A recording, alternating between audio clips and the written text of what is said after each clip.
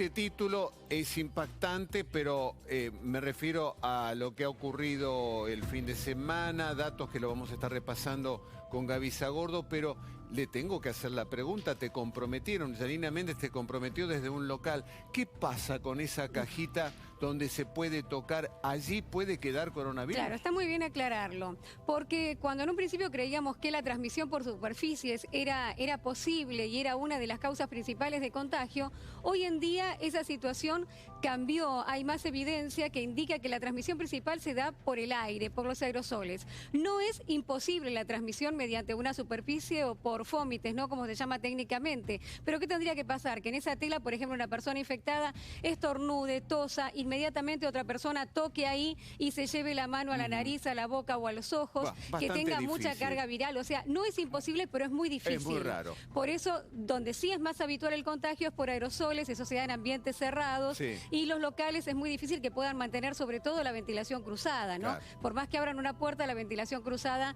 Bien. es difícil de hacer en un local. Pero como por eso atienden están en la vereda, medidas. digamos, está Sí. al aire libre. Bueno, de todas maneras, la pandemia de pelotudos, como digo yo siempre, se mantiene. Continúa. Siguen las fiestas clandestinas. En este caso, ¿dónde fue? Sí, en el barrio Richardelli, más conocido como 1114, una fiesta donde había más de 140 Qué locura, personas. qué locura. Un cumpleaños de 15 que estaba organizado con anterioridad a estas medidas, pero estaba organizado en un momento en que también estaba prohibido. No están habilitadas las fiestas, mucho menos de 140 personas.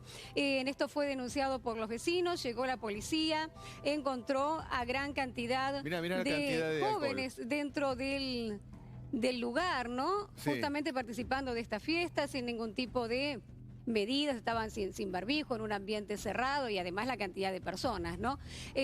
Fueron labradas varias actas y detenido el organizador, un hombre de 30 años. Bueno, ahora sí, repasamos las cifras que asustan, porque ya el fin de semana, yo decía, estamos hablando de más de 24.000, cuando el domingo pasado eran 15.000. Sí, eran 16.000 el domingo pasado y si nos vamos un domingo más atrás eran 11.000 los casos.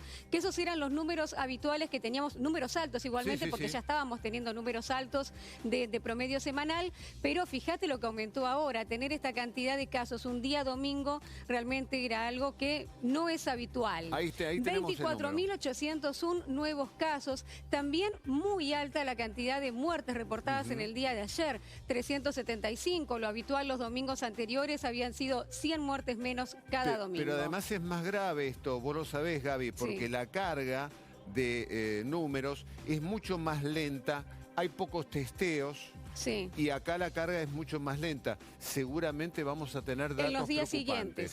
siguientes, así es. Y el total de víctimas fatales pasó otra barrera, la de los 74.000 en casos. Son 74.063 personas las que lamentablemente perdieron la vida. ¿Qué pasó en provincia de Buenos Aires? Bueno, esto también para ver la cantidad de casos muy altas para hacer un día domingo. La provincia de Buenos Aires está teniendo un promedio de 12.000 casos diarios, pero fíjate, para un día domingo tener más de 6.800, casi 6.900 casos es muchísimo. Seguimos. Una situación que también se da en la ciudad de Buenos Aires, 1.790 casos. Muchísimo. Si nos remitimos a lo que pasaba el año pasado cuando teníamos picos de 1.000 casos diarios, fíjate, un domingo. Para un domingo, 1.000 casos diarios para un día hábil. Esto es para un domingo. Sí. Corrientes. Corrientes, 3.691 casos, un número altísimo el de esa provincia. Córdoba. Córdoba también, una provincia con más habitantes y tiene menos casos, ¿no? Por ejemplo, de Corrientes. 3.225 casos notificados, también un número muy alto y también muy alto en Santa Fe, que está en una situación muy, pero muy complicada, sobre todo en las terapias, 1.887 casos. Bueno, cuando hablamos de tensión sanitaria, hablamos de este dato, señora. Hablamos de las camas de terapia intensiva, la ocupación es muy grave en todo el país, ¿no es cierto? Sí, es un número que hay que mirar con atención, ¿no? Cómo se va tensionando en el sector de las terapias intensivas y esto tiene que ver con la cantidad de casos diarios que estamos teniendo, ¿no? También lo que veíamos recién en cada provincia y en cada sector, después se ve reflejado en un 5% de esas personas que van a requerir una internación en terapia. Corregime, Sí. hace 2 o 3 semanas no teníamos camas de terapia intensiva ocupadas 3.500, 3.600, 3.800. Sí, hace unas 3 semanas, después pasamos a estar arriba de 4.000, arriba de 5.000. Mirá qué número. Y ahora... 3.800 en 3 semanas pasamos a 6.214. 6.214 pacientes internados por COVID-19 en todo el país. Este es un nuevo récord, ¿no? Tuvimos toda la semana pasada también, día a día, un nuevo récord lamentable de cantidad de personas internadas, que es un 20% más del pico que habíamos tenido el año pasado. Pero no solo eso, además esta gente se queda mucho más tiempo en las camas de terapia intensiva que antes. Son 3, 4 semanas cuando antes era 1, 2 semanas. Sí, porque son pacientes más jóvenes. Mirá este gráfico. Ahí lo tenemos en el gráfico, donde se puede ver claramente este pico que estamos teniendo ahora con más de 6.000 casos y cómo fue creciendo, fíjate la cantidad de personas internadas. Ahí está. El salto Ahí que tenemos pega. lo que decías vos, hablar de 3.500 casos. Claro, entre 3.300 y 3.500. Una meseta. De enero a marzo. Y ahí de pronto se desata la locura, ¿no? Y fíjate lo que fueron las últimas semanas, llegando al pico en el que estamos. Y si comparamos con el pico del año pasado, fíjate cuánto más arriba estamos. Un 20% más de lo que fue el pico en el mes de noviembre del año pasado. De camas de terapias intensivas, con este gráfico pasamos a otro gráfico que demuestra lo que ha pasado con los contagios.